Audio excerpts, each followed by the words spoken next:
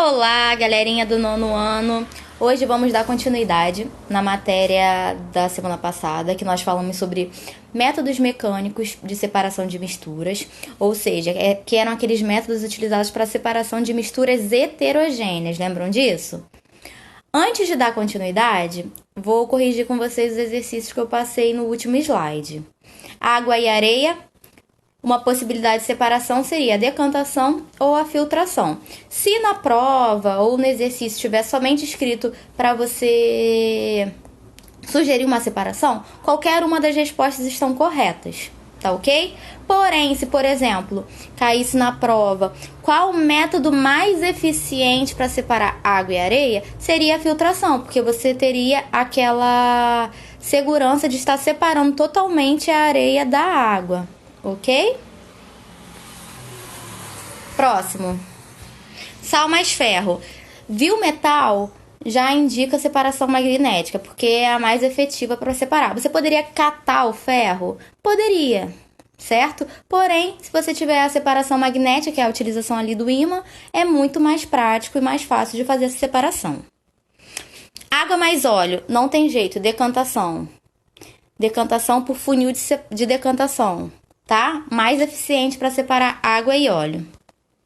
E por último, água, areia e óleo. Vocês iam precisar de duas separações. A decantação da água e do óleo e a filtração da areia em relação à água, ok? Alguma dúvida nisso? Bem tranquilinho, nenhum mistério, tá? Então vamos dar continuidade. Hoje nós vamos falar dos métodos físicos de separação, que são aqueles que são utilizados para as misturas homogêneas. Lembra que a gente já tinha comentado que as misturas homogêneas são um pouquinho mais complexas de serem feitas do que as misturas heterogêneas? Então, hoje nós vamos estudar os métodos físicos de separação de misturas homogêneas. O primeiro método é a evaporação. Ela é feita em sólido líquido e simplesmente a parte líquida evapora e a parte sólida se cristaliza. Um exemplo que eu quis usar aqui com vocês são as salinas. Simplesmente a água do mar é colocada para a água ser evaporada e sobrar ali o sal. Eles recuperam o sal, né? E perdem a água. Essa é uma desvantagem da evaporação, do método de evaporação. Por quê? Porque você perde um dos componentes. Tá bom? Segundo método, destilação simples. A destilação simples ela pode ser feita em sólido líquido ou líquido-líquido. Esse líquido-líquido tem que ter uma diferença de ponto de ebulição grande. Por quê? Vou ensinar para vocês aqui. Aqui eu coloquei um esqueminha. Esse esqueminha mostra o quê? Vai ter a mistura aqui.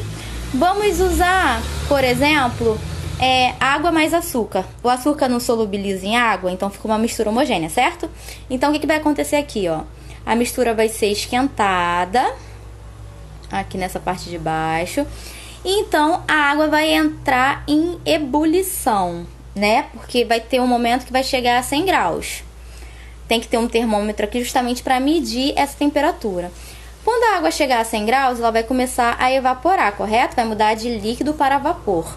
Conforme ela vai chegar nessa fase vapor, ela vai chegar aqui em cima, próximo ao termômetro, e vai descer aqui pelo condensador. Como essa região do condensador não vai ter nenhum aquecimento, vai estar mais fria, o que vai acontecer com a água? Vai condensar. O que é a condensação? Mudança de gasoso para líquido, né? E ela vai conseguir ser recuperada aqui nesse Erlenmeyer aqui. Sobrando somente quem? Somente o açúcar. Entenderam como funciona a destilação? É basicamente assim. Então, por exemplo, se tiver uma mistura de dois líquidos com ponto de ebulição próximos, não vai dar para acontecer, porque a temperatura vai subindo muito rápido. Então, eles provavelmente vão evaporar juntos e vão chegar nesse Erlenmeyer aqui condensados juntos. Então, não dá certo. Só dá certo se o ponto de ebulição, quando a mistura é líquido-líquido, tiver uma diferença grande desses pontos, tá?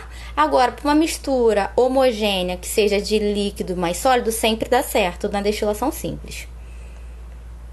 Então, vamos ver como a gente faria para separar líquidos com ponto de ebulição mais próximos. Seria utilizando a destilação fracionada. Ela é usada, né, para separação de líquidos que podem ter mais de 2 líquidos, ou seja, uma mistura mais complexa, né, ou que esses pontos de ebulição sejam próximos. Então, o aparato aqui para fazer a separação é muito parecido com a da destilação simples, com uma diferença só, que é a utilização, ó, percebam onde eu coloquei a setinha, de uma coluna de destilação, que também pode ser chamada de coluna de fracionamento. Com essa coluna de fracionamento, é mais fácil separar 2 líquidos com pontos de ebulição próximos, porque, se vocês repararem, tem divisõezinhas nessa coluna de fracionamento. Então, o líquido que tem o ponto de ebulição menor, que é aquele que, no caso, vai chegar ao estado vapor mais rápido, vai conseguir ir subindo rapidamente, enquanto o outro vai subir mais lentamente. E aí é possível fazer a separação conforme na destilação simples. Quando o primeiro vapor, ou seja, o que tiver o menor ponto de ebulição, chegar aqui em cima, ele vai condensar, já que essa região do condensador está mais fria, e vai ser recuperado aqui no final, onde tem um recipientezinho aqui. Então, recuperando esse primeiro líquido, pronto, tira. Vai acontecer novamente para o segundo líquido e ele vai ser recuperado, entendeu? Tem que saber o ponto de ebulição de cada componente para saber justamente quando a temperatura estiver no valor do primeiro componente para poder ser retirado. Vamos supor, se tiver um componente com ponto de ebulição 100, um 110 e um 120. Quando a temperatura estiver em 100, você sabe que o líquido que está saindo ali é o de 100, que no caso seria a água. Conforme a temperatura chegar em 110, você já sabe que o que está chegando ali em cima já é o próximo líquido, o que tem o ponto de ebulição 110. E assim sucessivamente, o de 120 vai ser o terceiro. Se tiver uma mistura de 5 componentes, você sabendo o ponto de ebulição de cada componente, você consegue fazer a separação tranquilamente, ok? A próxima é a liquefação e fusão fracionada. Eu coloquei elas juntas porque elas têm o mesmo princípio de funcionamento. A liquefação fracionada, ela é usada para separação gás-gás. Por quê? O que é a liquefação?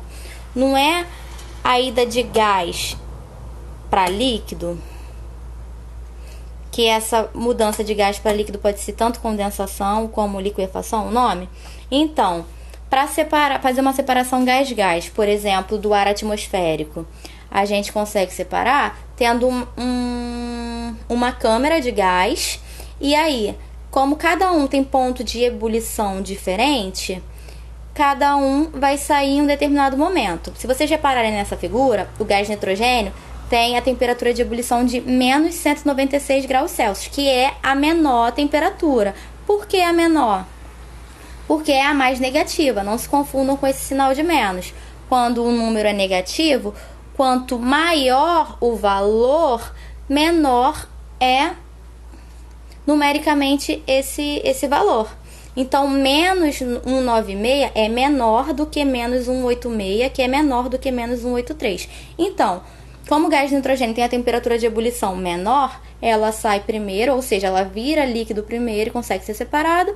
Posteriormente, o gás argônico é o segundo menor ponto de ebulição. E por último vai sair o oxigênio, que é o que tem o maior ponto de ebulição. Entenderam isso?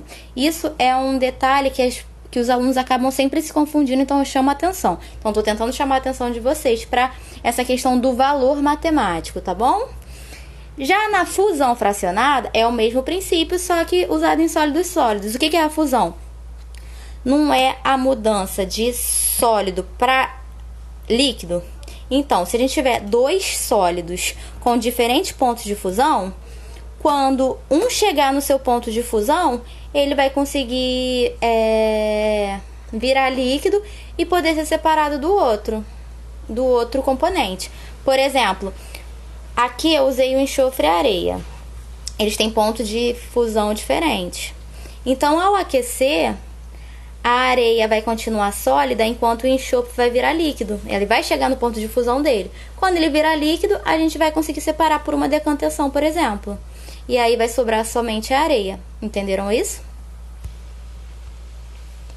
Então, só recapitulando, a gente usou os métodos mecânicos para a separação de misturas heterogênicas, que foi de catação, peneiração, ventilação, separação magnética, decantação, centrifugação e filtração. E hoje aprendemos os métodos físicos, que foi o de evaporação, destilação simples, destilação fracionada, fusão e liquefação fracionada para as misturas homogêneas. Tá ok? Agora vocês já sabem os principais métodos, tá? Até vocês chegarem ao terceiro ano, vocês vão aprender ainda novos métodos um pouquinho mais complexos. Mas esses são os mais importantes. E aí, eu quero que vocês façam os exercícios da página 256, do 1 ao 5, tá bom? Tentem fazer, podem entrar em contato comigo, seja pela escola web, seja pelo meu e-mail, que eu respondo todos vocês, tá bom? Estudem, que a gente fechou essa parte de métodos de separação.